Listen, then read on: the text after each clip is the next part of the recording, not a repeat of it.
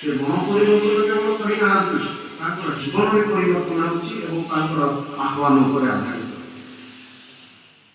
परिवर्तन अर्थ कौन conversion what is the meaning of conversion साधु पाउल अनुसार repent and reform conversion transformation का अर्थ होची रिपेंट एंड रिफॉर्म यावर अनुताप एवं पुनर्निर्माण निजर पुनर्निर्माण करबा अछि नूतन सृष्टि परिणत हेबाक अछि अनुताप करबा अछि अनुताप अर्थ कोन होची यीशु ख्रीष्ट का भाषा रे आरामिक भाषा रे मेटानोया मेटानोया अर्थ कोन होची संपूर्ण परिवर्तन न्यू बर्थ करी जीवन में परिवर्तन आनिबा कोई हम माने अनुताप करबा ना कि हमें माने कांदिबा अनुताप नाही अनुताप करने समय जदि कांड आसब निश्चित भल किंतु तार अधिक आम मान जीवन में संपूर्ण परिवर्तन आने आम मान अनुताप एवं आम मान जीवन को पुनर्निर्माण करने जदि आम मान जीवन में कौन कह दोष दुर्बलता गुड़िक रही तार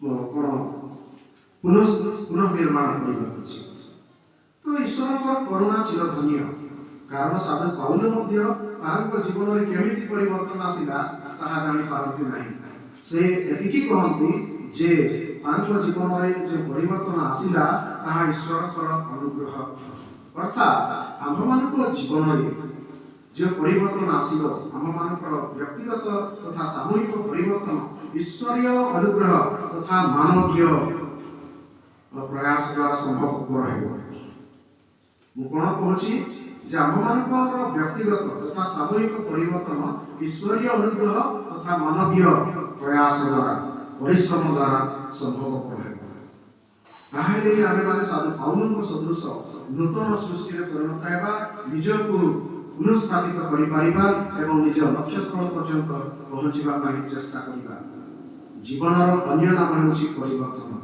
जानि रखंतु मोर प्रिय भाई भौणी माने जीवनर अन्य नाम होची परिवर्तन जदि परिवर्तन नाही मनुष्य जीवन वृथा चेंज इज परमानेंट जने कहते हम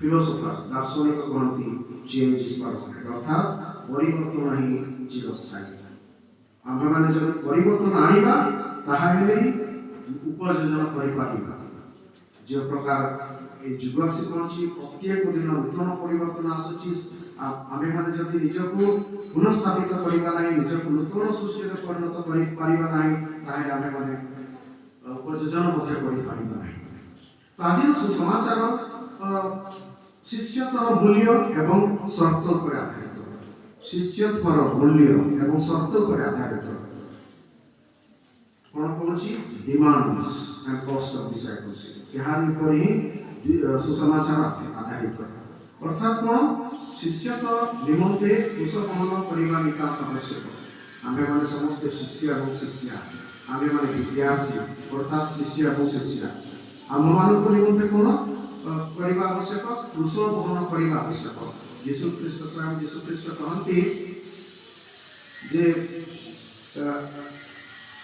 यही जब मोर अनुगामी हेबाक इच्छा करे से अपना को स्वीकार करो पुणी प्रतिदिन अपना कुश घेरी मोर अनुगमन करो अर्थात निजको मध्य अस्वीकार करने अर्थात कौन मार्टारडम अस्वीकार करने अर्थ कौन मार्टारडम निजर स्वार्थ हत्या करने एवं अन्य मानकर मंगल निमंते चिंता करने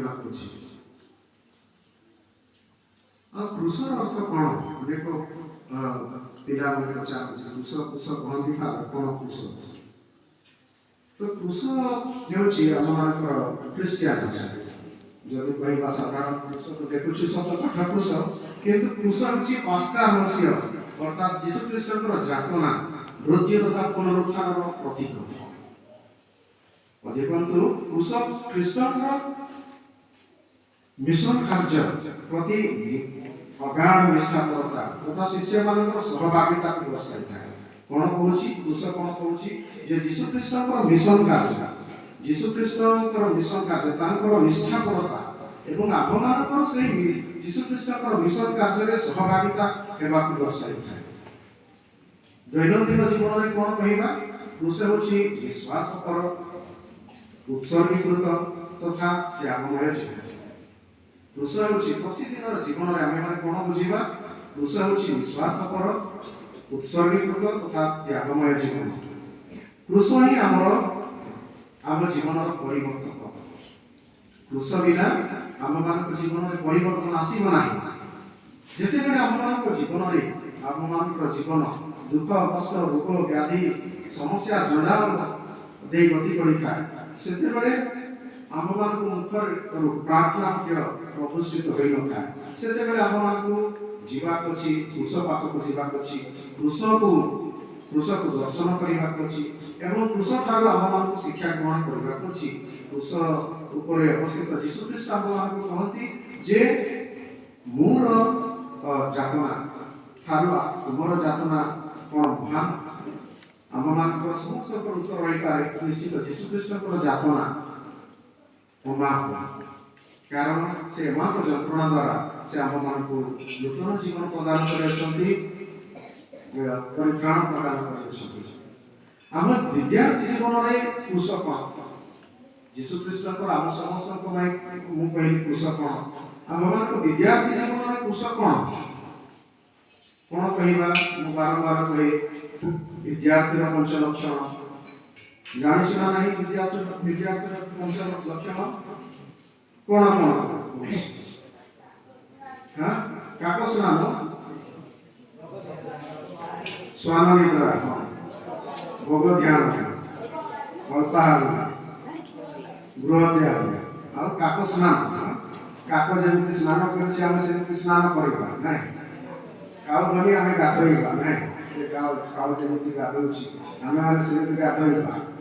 ତାକୁ ଆମେମାନେ ବିଦ୍ୟାର୍ଥୀର ପଞ୍ଚ ଲକ୍ଷଣ କହିଲା। ଆମେମାନେ ଯିବା ବାଥରୁମକୁ ସେ କାଉ ଯେମିତି ଗାଧୋଉଛି ଭଲ ଭାବରେ ସାବୁନ ଲଗେଇଲେ ମଧ୍ୟ ଟିକେ ପାଣି ଛିଞ୍ଚି ଦେଇ ଓଳେଇ ଆସିବା, ସେଇଟା ହେଲା କାକ ସ୍ନାନ। ଆମେମାନେ କ'ଣ ହେବ? ବିଦ୍ୟାର୍ଥୀ କ'ଣ ନାହିଁ ସେ ପ୍ରକାର ଗାଧୋଇ ଆସିବାର ଅଛି।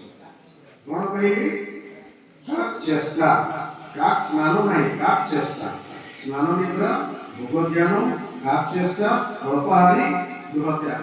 ଏହାକୁ ହିଁ ଆମେମାନେ କହିବା। ଆମମାନଙ୍କ ଜୀବନରେ ଯଦି ଏହାକୁ କାର୍ଯ୍ୟାନ୍ୱିତ କରିପାରିବା, ତାକୁ ସାକାର ରୂପ ଦେଇପାରିବା, ତାହେଲେ ଆମମାନଙ୍କର ଜୀବନ କହିବା ଏହା ହିଁ ହେଉଛି ଆମମାନଙ୍କର ଜୀବନ। ଏବଂ ଆମେମାନେ ଏହାକୁ ଯଦି ସାକାର ରୂପ ଦେବା, ତାହେଲେ ଆମେମାନେ ଭାବିବା ଯେ ଆମେମାନେ କୃଷ ବହନ କରୁଛୁ ଏବଂ ଯୀଶୁଖ୍ରୀଷ୍ଟଙ୍କର ଅନୁସରଣ କରୁଛୁ।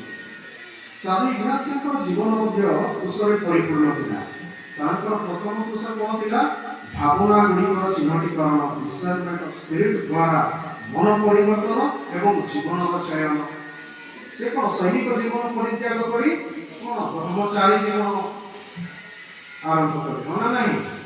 ସେ ଘର ପରିତ୍ୟାଗ କରି ଗୃହ ତ୍ୟାଗୀ ହେଲେ, ଘର ପରିତ୍ୟାଗ କରି ସେ ଚାଲିଗଲେ। ଆପଣ କଲେ ଭିକାରୀମାନଙ୍କର ବସ୍ତ୍ର ଧାରଣ କଲେ। ସେ ରାଜା ପରିବାରର ରାଜକୁମାର ହେଲେ ମଧ୍ୟ ସେ ରାଜକୁମାର ବସ୍ତ୍ର ପରିତ୍ୟାଗ କରି କ'ଣ କଲେ? ଭିକାରୀର ବସ୍ତ୍ର ପରିଧାନ କରନ୍ତି ଏବଂ ବ୍ରହ୍ମଚାରୀ ଜୀବନ ଆରମ୍ଭ କରନ୍ତି। ଅର୍ଥାତ୍ ଏଇଟା ତାଙ୍କ ଜୀବନର କ'ଣ ଥିଲା? ସର୍ବପ୍ରଥମ କୃଷ ଥିଲା। ସେ ଆଧ୍ୟାତ୍ମିକ ଜୀବନର କ'ଣ କହିବା? ଆହୁରି ଆଧ୍ୟାତ୍ମିକ ସାଧନା ବୋଲି ଗୋଟିଏ ପୁସ୍ତକ ଲେଖିଛନ୍ତି। ସେହି ପୁସ୍ତକରେ ସେ କ'ଣ କହନ୍ତି ଯେ ସେ ଆଜରେ ପନ୍ଥା କୁହନ୍ତି। ଆଜରେ ପନ୍ଥା ଯଦି ପରିବର୍ତ୍ତନ ହେବା ନିମନ୍ତେ ଆମମାନଙ୍କ ନିମନ୍ତେ ଆବଶ୍ୟକ ଆଜରେ ପନ୍ଥା। କେମିତି ବିପରୀତ କାର୍ଯ୍ୟ କରିବା। ଯଦି ସକାଳେ ଉଠିବା ପାଇଁ ଇଚ୍ଛା ହେଉନାହିଁ, ଆହୁରି ଟିକେ ଶୋଇବି ବୋଲି ଭାବୁଛି, ତାହେଲେ କ'ଣ କରିବାକୁ ଅଛି? ଆଜରେ ପନ୍ଥା କ'ଣ କହୁଛି? ଯେ ମୁଁ ସେଜ ଛାଡ଼ି ଶୀଘ୍ର ରେଡ଼ି ହେବା ପାଇଁ ଯିବି। ଏହା ହିଁ ହେଉଛି ଆଜରେ ପନ୍ଥା। ଯଦି କାନ୍ଦିବାକୁ ଇଚ୍ଛା ହେଉଛି, ଘର କଥା ମନେ ପଡ଼ୁଛି, ଆହୁରି ନୂଆ ଡ୍ରେସ୍ ପିନ୍ଧିବ ବୋଲି କାନ୍ଦୁଛି, ଏବେ କ'ଣ କରିବାକୁ ଅଛି? କାନ୍ଦିବାକୁ ନାହିଁ। ତାହେଲେ ତୁମେ ଇଗ୍ନାସିଓ ହେବ। ଆଜରେ ପନ୍ଥା। ମା ବାପା ଆସିଲେ ଆମେମାନେ କାନ୍ଦୁଛୁ। ମୁଁ କହେ ଯେ କ'ଣ କହିବା, ଝିଅମାନଙ୍କ ଅପେକ୍ଷା ପୁଅମାନେ ଆଜିକାଲି ଅଧିକ କାନ୍ଦୁଛନ୍ତି। ସେମାନେ ଆଉ କ'ଣ କହିବା, जुई पुओ ठारू कोन घर जुई हेबा पाई अधिक पसंद करूछंती घर जुई कहले अधिक कांदी हना नाही घर जुई हेबा पाई के इच्छा करछि जुई एबे संतुष्ट मुई घर जुई हेबा पहिला बेर केले का केते कांदी बाकी पड़छि एबे ठारू आमे माने एठी प्रैक्टिस करूछि सेमिति कांदी शादी क्लास से कोन करूछंती कांदी का बकरा बसिबा करूछि यहा होछि ताकर मते आजरे कोन आपका राजरे कंत्रा नहीं राजरे कंत्रा होले ही तुम्हें परिवर्तन हेबो नहेले नाही तो आज आम मानक साधु इग्नासियो एटा तो विद्यार्थी मानक पाहेला आम समस्त को पाई साधु इग्नासियो कोन कहंती कोन शिक्षा दियंती कोन आह्वान देवछ से आरंभ रे कोन कहतले सहयोग तथा सहभागितारे परिपूर्ण व्यक्तित्व तथा समुदाय गठन करबा निमंते आह्वान तथा प्रोत्साहन प्रदान करथिले कोन सहयोग तथा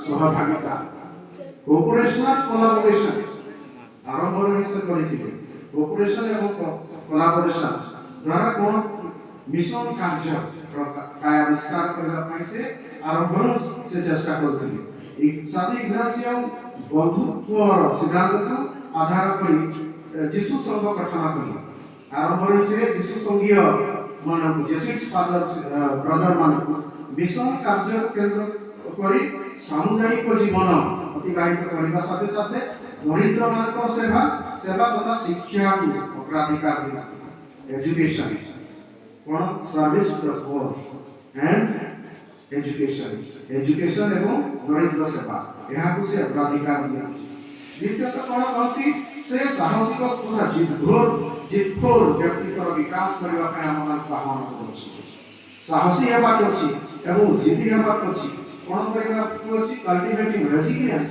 एंड टेनासिटी कहले हम मान केबे हार मानिबा नाही जितखोर हेबा अछि लागि पडिबा अछि न पारिले मध्ये पडिबा अछि पडिले मध्ये उठिबा अछि पुनी जीवन रे दौड़िबा अछि एहा से साधु इग्नासियो आज हम मान को आह्वान करूछंती तृतीय कोन करूछंती जे मैजिस आदर आरंभ रे मैजिस ओडिया अर्थ कोन होछि उत्सर्गता उत्कर्षता कहबा ताको निज जीवन रे कार्यान्वयन करबा मैजिस इग्नासियो को सर्वश्रेष्ठ थिला परिवर्तन परे कोन करबा अछि निजर जीवन चयन करबा अछि मो ए दिगरे जीवी ताहा हे मैजिस को आपणैबा अछि मैजिस अवमान को कोन करबा शिक्षा दिए समस्त कार्यकलाप गुडी को उत्कृष्टतर भाव रे संपादित करबा पई आह्वान करे मैजिस मीन्स स्ट्राइव फॉर एक्सेलेंस आमे माने अन पर्यंत पर उद्यम करबा ताहा अछि मैजिस लक्ष्य स्थल पहुंचबा पर्यंत प्राण उद्यम करबा स्ट्राइविंग फॉर एक्सेलेंस आउ सेठी कॉम्प्लेसेंसी और वो कहबा चलता है जो हेले हेला हेले लाकेला एमिति भाषा विनाश को तारे चलिबो नै मो जीवन प्राप्त करिछि माने निश्चित भाव रे मोर लक्ष्य स्थल पर्यंत पहुंची पारिले चतुर्थरे कोन कहछि जे discovery of the divine in everyday life प्रति दिन आमे माने ईश्वर को कोन कहबा अन्वेषण करबा पई चेष्टा करबा ईश्वर finding God in all things and all things in God अर्थात ईश्वर कोन होछथि सर्वव्यापी सर्वज्ञानी सबुआडे व्याप्त चारिआडे व्याप्त सेति पाई साधु इग्नासियो कोन सब जिनिस रे ईश्वर को खोजिबा पई चेष्टा कर जहां किछ अछि हम समस्त को मध्य रे ईश्वर अछथि अर्थात आमे माने हम मान को भगवान रे ईश्वर को खोजिबा पई चेष्टा करिबा एवं ईश्वर को ठारे हम मान को मध्य प्राप्त करिबा पई चेष्टा करिबा कारण ईश्वर God reveals himself in negative context हमें मान अन्य मान को कदापि हतोत्साहित करिबा नै ताहा को निंदा अपमान करिबा नै कारण ईश्वर समस्त जो हृदय रे बसति स्थापन करती सेति पाई नेगेटिव कॉन्टेक्स्ट ख्रीष्ट हम मान को ख्रीष्ट विश्वास कहे जे ईश्वर नकारात्मक परिस्थिति रे हम मान को प्रकाशित करती अर्थात अंधकार को हिसाब देवा अपेक्षा एक दीप प्रज्वलन करिबा ଆମମାନଙ୍କ ପକ୍ଷରେ ଶ୍ରେୟସ୍କର। ଅନେକ ଥର ଆମେମାନେ କ'ଣ କରିଥାଉ, ଅନ୍ଧକାରକୁ ଅଭିଶାପ ଦେଇଥାଉ, ଏଇଟା ଭଲ ନାହିଁ, ସେଇଟା ଭଲ ନାହିଁ, ଏମିତି ହେବା କଥା, ସେମିତି ହେବା କଥା। ଅନେକ ଥର ଆମେମାନେ ଅନ୍ଧକାରକୁ ଅଭିଶାପ ଦେଇଥାଉ, କିନ୍ତୁ ନିଜ ତରଫରୁ ଏକ ଛୋଟ ଦ୍ୱୀପ ପ୍ରଜନନ କରିବା ନିମନ୍ତେ କଦାପି ଅଗ୍ରସର ହୋଇନଥାଉ। ତ ସାଧୁ ଇଗ୍ନାସିଓ କହୁଛନ୍ତି, ଅନ୍ଧକାରକୁ ତୁମେ ଅଭିଶାପ ଦେବା ବଦଳରେ ଛୋଟ ଦ୍ୱୀପଟିଏ ପ୍ରଜ୍ୱଳନ କର, ଯାହା ସର୍ବମଙ୍ଗଳ ହିତ ସାଧନ କରିବ। ତ ପଞ୍ଚମରେ କ'ଣ କହୁଛନ୍ତି, ଏମ୍ବ୍ରେସିଂ ଗ୍ରାପାସମନିସ୍ କହିଲା ବେଳେ ଆମେମାନେ ସମସ୍ତେ ଭାଇ ଭଉଣୀ। ଅତଏବ ଆମମାନଙ୍କର ସମ୍ପୂର୍ଣ୍ଣ ବ୍ୟକ୍ତିତ୍ୱର ଯତ୍ନ ନେବା ଆମମାନଙ୍କର ପରମ କର୍ତ୍ତବ୍ୟ। ଆମେମାନେ ଅନ୍ୟର ଯତ୍ନ ନେବା, ନିଜର ଯତ୍ନ ନେବା ସାଥେ ସାଥେ ଅନ୍ୟମାନଙ୍କର ମଧ୍ୟ ଯତ୍ନ ନେବା। ପୁରା ପାର୍ସନାଲିସ୍ ସମସ୍ତଙ୍କର ଅର୍ଥାତ୍ ସମ୍ପୂର୍ଣ୍ଣ ବିକାଶ ପାଇଁ, ସର୍ବଙ୍ଗୀନ ବିକାଶ ପାଇଁ ଏକ ଅନ୍ୟକୁ ସାହାଯ୍ୟ କରିବା। ସାଧୁ ଇଗ୍ନାସିଓ କ'ଣ କହୁଛନ୍ତି, ସମ୍ପୂର୍ଣ୍ଣ ବ୍ୟକ୍ତିତ୍ୱର ଯତ୍ନ ଅର୍ଥାତ୍ ଆଧ୍ୟାତ୍ମିକ ପରିବର୍ତ୍ତନ, ଶାରୀରିକ ପରିବର୍ତ୍ତନ ଏବଂ ମାନସିକ ପରିବର୍ତ୍ତନ ନିମନ୍ତେ ଅନ୍ୟମାନଙ୍କୁ ସାହାଯ୍ୟ କରିବା। ଏହା ମଧ୍ୟ ଆମମାନଙ୍କର ନିଜର, ଏହା ସହିତ ଆମମାନଙ୍କର ନିଜର ମଧ୍ୟ ଯତ୍ନ ନେବା। କେମିତି ନେବା? ସାଧୁ ଇଗ୍ନାସିଓ କ'ଣ କହନ୍ତି, ରେଷ୍ଟ, ଥେରାପି ଆଣ୍ଡ ପ୍ରେୟାର। ସେ କ'ଣ କହୁଛନ୍ତି, ଏମିତି ନିଜର ମଧ୍ୟ ଯତ୍ନ ନେବାକୁ ଅଛି, କେବଳ ଅନ୍ୟମାନଙ୍କର ନାହିଁ। ନିଜର ଯତ୍ନ କେମିତି ନେବା? ରେଷ୍ଟ କହିଲେ ବିଶ୍ରାମ ନେବା, ଥେରାପି କହିଲେ କ'ଣ କହିବା, ଅନ୍ୟମାନଙ୍କ ଠାରୁ ଆମେମାନେ ଅନ୍ୟମାନଙ୍କ କଥା ଶୁଣିବା। ତାପରେ ପ୍ରେୟାର, ପ୍ରାର୍ଥନା, ପ୍ରାର୍ଥନାର ଶକ୍ତି, ପ୍ରାର୍ଥନାରେ ମୁକ୍ତି। ଆଜିର ଏହି ପବିତ୍ର ଦିବସରେ ଆମମାନଙ୍କର ଐକ୍ୟ ଈଶ୍ୱର ଆମ ସମସ୍ତଙ୍କୁ ଆହ୍ୱାନ କରୁଅଛନ୍ତି ଯେ ଆମେମାନେ ଜଣେ ଜଣେ ସାଧୁ ଇଗ୍ନାସିଓ ହେବା। ମୁଁ ଆରମ୍ଭରେ କହିଲି, ଆମେମାନେ ସମସ୍ତେ ଜଣେ ଜଣେ ସାଧୁ ଇଗ୍ନାସିଓ ହେବା। ସାଧୁ ଇଗ୍ନାସିଓ ଯେଉଁ ପ୍ରକାରେ ନିଜ ଲକ୍ଷ୍ୟସ୍ଥଳ ପର୍ଯ୍ୟନ୍ତ ପହଞ୍ଚି ପାରିଲେ, ଯେଉଁ ବ୍ରହ୍ମାସ୍ତ୍ର ପ୍ରୟୋଗ କରି ନିଜର ଲକ୍ଷ୍ୟସ୍ଥଳ ପର୍ଯ୍ୟନ୍ତ ପହଞ୍ଚି ପାରିଥିଲେ, ଆମମାନଙ୍କୁ ମଧ୍ୟ ସେମିତି କରିବାକୁ ଅଛି। ଯଦି ଆମେମାନେ ପ୍ରଶ୍ନ ପଚାରିବା, ସାଧୁ ଇଗ୍ନାସିଓ ତ ପ୍ରଶ୍ନ ପଚାରିଥିଲେ, if Saint Francis and Dominic could do, why can't I do? ତାହେଲେ ଆମେମାନେ ମଧ୍ୟ ନିଜକୁ ପ୍ରଶ୍ନ ପଚାରିବା, if Saint Ignatius of Loyola could do, why can't I? ସେ ଯଦି କରିପାରିଲେ ମୁଁ କାହିଁକି କରିପାରିବି ନାହିଁ? ତ ସାଧୁ ଇଗ୍ନାସିଓ କିଏ ଥିଲେ? ଜଣେ ବୀର ସୈନିକ ଥିଲେ, ବୀର ସୈନିକ। ଆହୁରି ଦ୍ୱିତୀୟରେ କ'ଣ ଥିଲେ? ସେ ସାଧୁ କହିଲା ବେଳେ ସାଧୁ ଇଗ୍ନାସିଓ କହୁଛୁ, ସେ ଯାଜକ ଉପରେ ସାଧୁ ହେଲେ, ସାଧୁ ବ୍ରହ୍ମଚାରୀ ସାଧୁ, କର୍ମଜୀବୀ ସାଧୁ।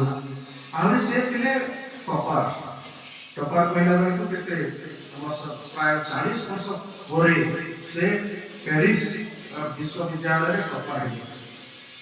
ସେ 31-32 ବର୍ଷ ବୟସରେ କେଜି ପିଲାମାନଙ୍କ ସହିତ ବସି ଲାଟିନ୍ ଶିଖିଲେ। ଫାଦର ଯେମିତି କହିଲେ, ସେ ଲାଟିନ୍ ଶିଖିଲେ। ପିଲାମାନେ ତାଙ୍କର କାନ ମୋଡ଼ି ଦେଉଥିଲେ, ତାଙ୍କର କ'ଣ ଚୁଟି ଟାଣି ଦେଉଥିଲେ, ଇଏ ତାଙ୍କର ଲୁଗା ଟାଣି ଦେଉଥିଲା, ହେଲେ ମଧ୍ୟ ସେ ବସି ପଢ଼ିଲେ, ଲାଟିନ୍ ଶିଖିଲେ, କେଜି ପିଲାମାନଙ୍କ ସହିତ ବସି ପଢ଼ିଲେ ଏବଂ ପ୍ୟାରିସ ମହାବିଦ୍ୟାଳୟ ୟୁନିଭର୍ସିଟିର ସେ ଟପାର ମଧ୍ୟ ଥିଲେ। ଅର୍ଥାତ୍ ସେ କ'ଣ କହିବା, ଏକାଧାରରେ ଜଣେ କେବଳ ସାଧୁ, ଜଣେ ଆଧ୍ୟାତ୍ମିକ ବ୍ୟକ୍ତି ହେବା ସହିତ ସେ ମଧ୍ୟ ଇଣ୍ଟେଲେକ୍ଚୁଆଲ, ସେ କ'ଣ କହିବା, ଜ୍ଞାନୀ ବ୍ୟକ୍ତି ମଧ୍ୟ ଥିଲେ। ତେଣୁ ମୋର ପ୍ରିୟ ଭାଇ ଭଉଣୀମାନେ, ଆମେମାନେ ଆଜି ନିଷ୍ପତ୍ତି ନେବା, କାରଣ ଆଜି ନିଷ୍ପତ୍ତିର ଦିବସ, ଯେ ମୋ ଜୀବନକୁ ଚୟନ କରିବି ଏବଂ ମୋ ଜୀବନର ପରମ ଲକ୍ଷ୍ୟକୁ ଧାର୍ଯ୍ୟ କରିବି, ସ୍ଥିର କରିବି ଏବଂ ସେଠି ପହଞ୍ଚିବା ନିମନ୍ତେ ସାଧୁ ଇଗ୍ନାସିଓଙ୍କର ଯେଉଁ ବ୍ରହ୍ମାସ୍ତ୍ର ଗୁଡ଼ିକ ଅଛି ସେଗୁଡ଼ିକର ପ୍ରୟୋଗ କରିବି ଏବଂ ସୂର୍ଯ୍ୟକୁ କ'ଣ କହିବା, ମୁଁ ସୂର୍ଯ୍ୟକୁ ଲକ୍ଷ୍ୟ କରିବି। ମୋର ଲକ୍ଷ୍ୟସ୍ଥଳ ହେବା କଥା ସୂର୍ଯ୍ୟ।